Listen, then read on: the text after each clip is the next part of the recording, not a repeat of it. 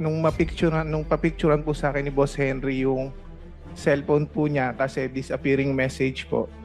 That time po, ang sabi po ni Boss Henry, nagre-request daw po si Senator Joel ng pondo po. Ng almost parang ang pagkakabanggit ni Boss Henry is 1.5 billion.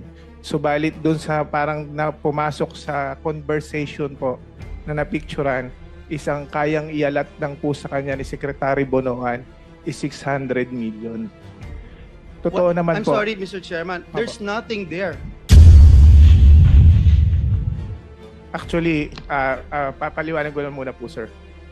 Ang kaya lang po ni Secretary Bonoan that time is 600 million na ibigay. Kaya sa conversation po, This was parang- in October 2022. yes po, Okay. nung nagre-request nung October 22. Okay, Mr. Chairman, can I finish on that? Kasi lumalayo na po siya. Allow the resource person to finish the narration before Okay. we interject. Okay. Senator Villanueva. Thank you. Recognized. Thank you, Mr. Chair. Before I start, may I also avail of Senator Jinggoy's request kanina to have some ample time, Mr. Chairman. With the permission of the other members, you have 10 minutes. Thank you, Mr. Chairman. Mr. Chairman, I'll go straight to the point. I will no longer deliver an opening remarks. Sabi ho nung Ecclesiastes chapter 3 verse 17, God will judge both righteous and wicked people because there's time for every matter and every deed. I thank our chair and our colleagues for this opportunity na makapagtanong. Una kong tanungin, nandito na po daw si Mr. JP Mendoza. Am I correct, Mr. Chairman? Yes, he is here. Yeah. Seated beside Bryce Yeah. Hernandez. Hi, Engineer Mendoza. Nagbigay po kayo ng testimonya noong sa House of Representatives September 9 at under oath po kayo noon, no, sir? Pwedeng Yes po, sir. you're under oath. So, alam niyo po yung mga pinagsasabi niyo doon and sabi niyo nga po, you're under oath and let me remind lang yung RA 11594, we passed it last 18 Congress para lang alam mo na ini-impose natin yung higher penalties dito for perjury, no, which is up to 12 years of imprisonment per count. Actually kanina si Bryce, nawala na si Bryce. Kanina pinapakinggan ko si Bryce, parang naka-apat na counts na ng perjury, so that's 48 years na. Anyway, gusto kong ipakita sa iyo to, JP, no, yung binanggit mo doon sa camera. Can you stop my Yan. Pwedeng pakibasa mo, JP, yung binanggit mo dito sa camera. Verbatim yan, Mr. Chair.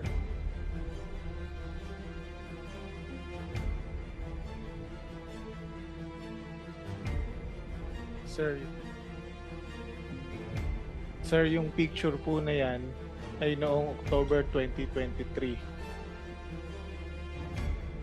na kung saan nagre-request po si Senator Joel ng iyong sensya na po, medyo malabo yung mata ko, ng inyong yung mga binasa po ni Engineer Bryce na base ng flood control kanina na nakasaad doon sa context. 4 lang po yung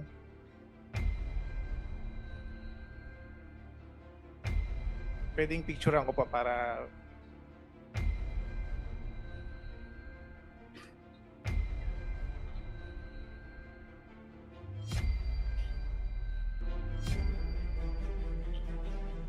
Sir, yung picture po na yan ay noong October 2023 na kung saan nagre-request po si Senator Joel ng yung mga binasa po ni Engineer Bryce ng flood control kanina na nakasaad doon sa context.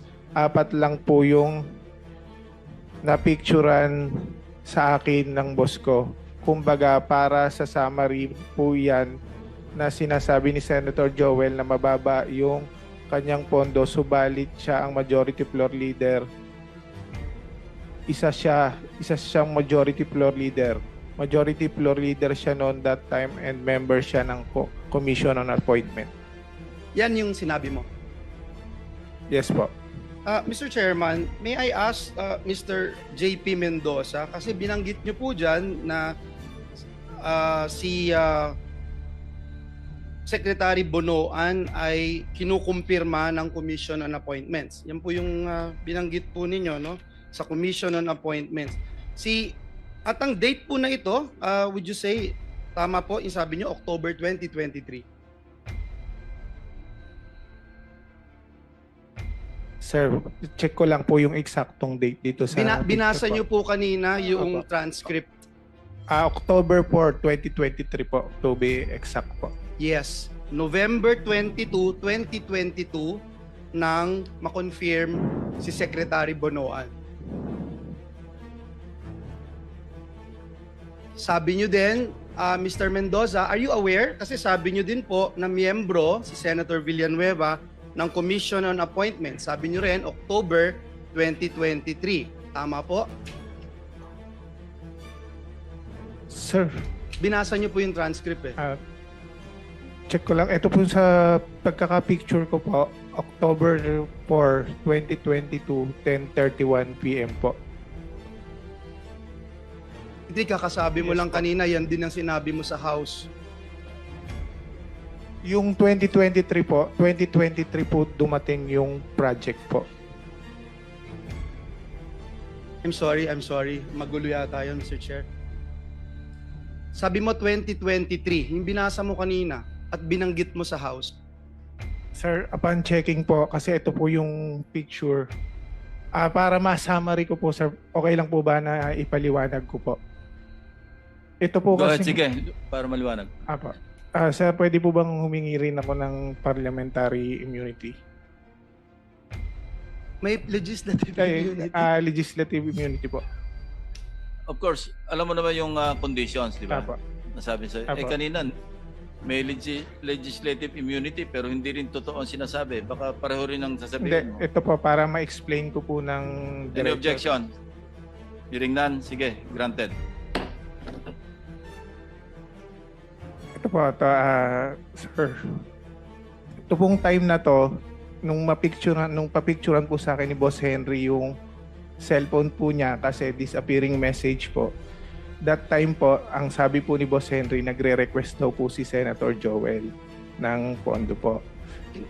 Nang almost parang ang pagkakabanggit ni Boss Henry is 1.5 billion. Subalit dun sa parang pumasok sa conversation po na napicturan, isang kayang ialat lang po sa kanya ni Secretary Bonoan is 600 million. Totoo naman I'm po. sorry, Mr. Chairman. There's nothing there. Kahit na Actual, picture lang yung pinicture mo, there's nothing there that states that. Is this a new allegation that you're talking about? Actually, papaliwanag ko lang muna po, sir. Ang kaya lang po ni Secretary Bonoan that time is 600 million na ibigay. Kaya sa conversation po, This was Parang- in October 2022. yes po, Okay. nung nagre-request nung October 22. Okay, Mr. Chairman, can I finish on that? Kasi lumalayo na po siya. Allow the resource person to finish the narration before Okay. we interject. Okay. Yung katulad nga po ng sinabi ni D.E. Henry noon, kung nagpa-follow up sa St. Joel, totoo naman po na ang nire-request niya is mga multipurpose building. Pero that time na hindi kayang ibigay yung amount na hinihingi ni Senator Joel, ang kaya lang ni Secretary Manny Bonoan po noong time na yun is 600. So, hindi maaabot yung target na almost 1 billion na mahigit. Naisipan po ni D.E. Henry na i-convert sa flood control yung 600 million na which is kinuhanan po ng 25% yung mga kontraktor para ang maging total is 150 million. Kung sinasabi po kanina na yung project po lumabas po siya ng 2023, wala po siya sa GAA. Meron po kaming conversation nung Chief of Staff po ni D.E. Henry na isinend po sa akin yung list na ayos na po na eto po, pakita ko po.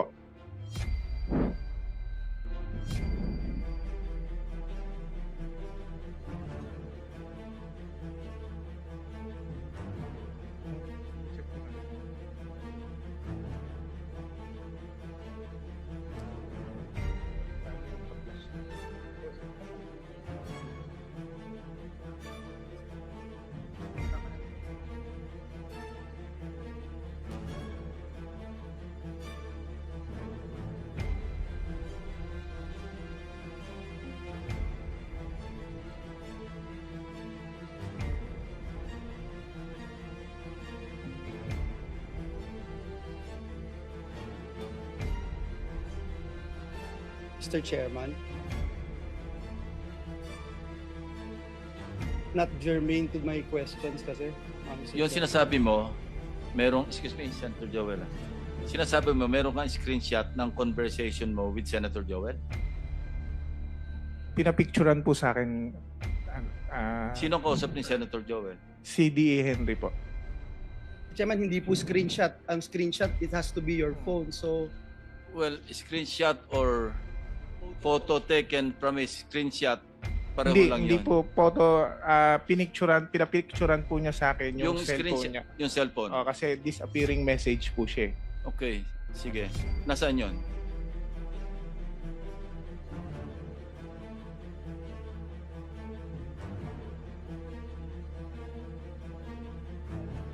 Ang binigay mo raw, list of projects, hindi yung- Kumbaga, nung yung 600 million na kinonvert na lang po sa flood control, ito po, ito po yung nasan po. Now, how can you prove na si Senator Joel at saka si Engineer Alcantara yung nag-uusap doon sa, yung nando sa thread? Nung nasa Congress po, tinanong din po siya sa House kung kinukumpirma po niya na nag-uusap sila. Kinonfirm naman po ni DE. Are you confirming? I confirm, nung last time po sa Congress, ang kinonfirm ko lang po na si Senator Joel po ay nag-follow up sa akin na pwedeng malagyan ng building, mga school building po ay multipurpose building, baka pwedeng mabigyan po ni Secretary. Meron daw po request pero pinapapollow up niya lang po sa akin. Pero there is no such thing as flood control, Your Honor. Yun po ang bilanggit ko sa Congress po. Ayan, Senator Joel, please continue. thank you. Be thou as it may, Mr. Chairman, JP 2022-2023, hindi po ako miyembro ng Commission on Appointments. Hindi po ako miyembro. Pwede kong tanungin si Mr. Alcantara. Mr. Alcantara, same question that I asked Secretary Bonoan's Regional Director Tolentino. Was there a time na I asked or I nominated flood control program sa inyo? Wala po, Your Honor. Ever since po. Ever since, wala, Mr. Chairman. Was there a time na naglabi si Senator Villanueva for any contractor na in-endorse, pinakitaan ng pabor, or nilabi sa iyo, Mr. Alcantara? Wala po, Your Honor. Thank you, Mr. Chairman. Balikan kita, JP, no? Hindi ako CA member. Kinonfirm na si Secretary Bonoan dun sa sinabi nyo. Doon sa mga binanggit mo doon sa plenaryo, doon sa Kamara. Gusto ko lang malaman, meron bang nag-utos sa'yo, sabi sa'yo na banggitin ang pangalan ni Senator Villanueva na ang tanging basis mo ay pinicturan mo ang isang telepono na hindi din sa'yo? Wala po, sir.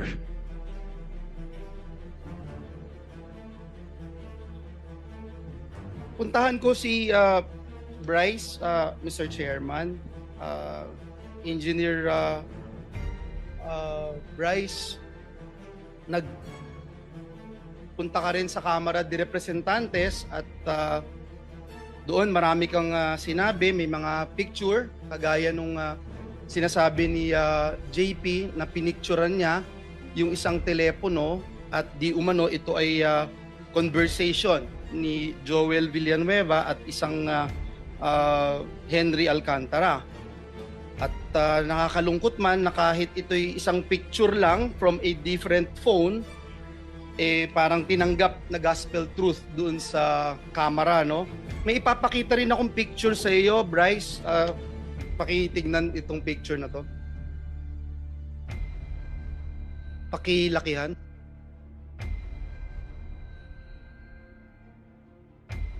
Bryce, naaalala mo ba yung messages na ito?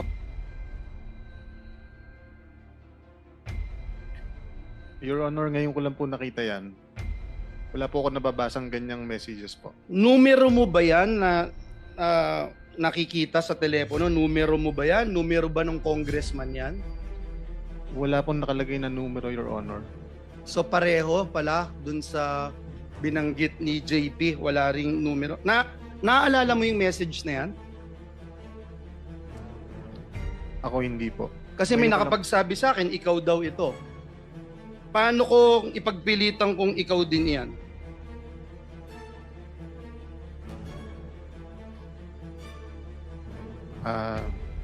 Nasa sa inyo na po yan, Your Honor. Pero hindi ikaw yan. Hindi po. Babasahin ko lang, Mr. Chairman, nakalagay dito, Congressman, Bryce, idiin mo si Sen. Joel dito. Bryce sumagot, basta kayo na bahala sa akin, batchmate. Huwag nyo lang akong ibalik sa Senado, sa Senate. Mr. Chairman, if we rely on pictures, anyone can claim anything. And let me show how easy it is to fake this one, Mr. Chairman.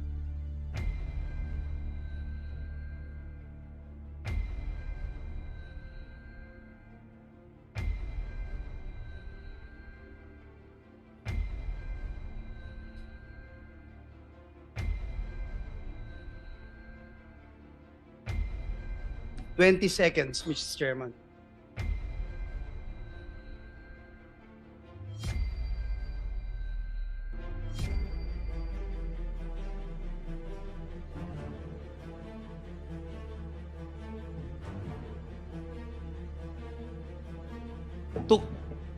Took me 20 seconds, Mr. Chairman, to do that.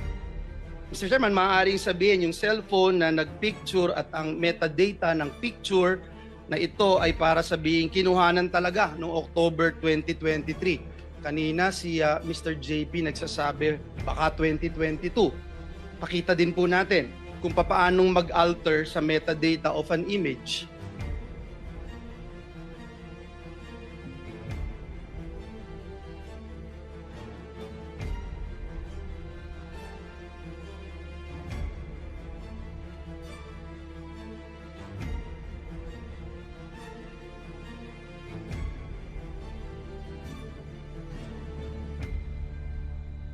Ganun po kadali, Mr. Chair. Mr. Chairman, bukod po sa napakadaling magdoktor ng picture, inamin niya po mismo doon sa camera, and if we can show the minutes and the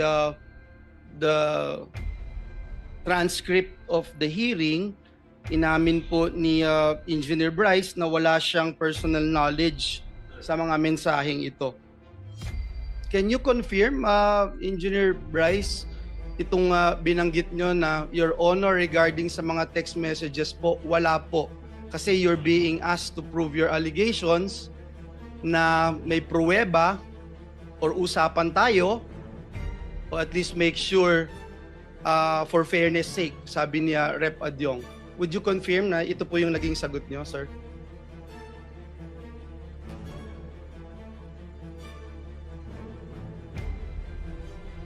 Yes, Your Honor. So ibig sabihin, hearsay, Mr. Chairman, daig pa po nito yung chismis.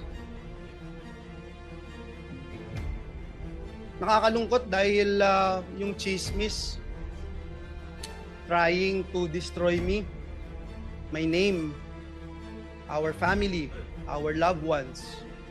May mga anak din ako, Engineer Bryce, at higit sa lahat yung simbahan na aking nire-represent na milyong-milyong tao ang nire-respeto yung aking pananampalataya.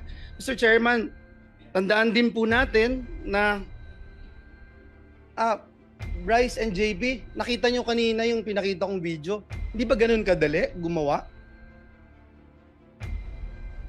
Yes or no lang?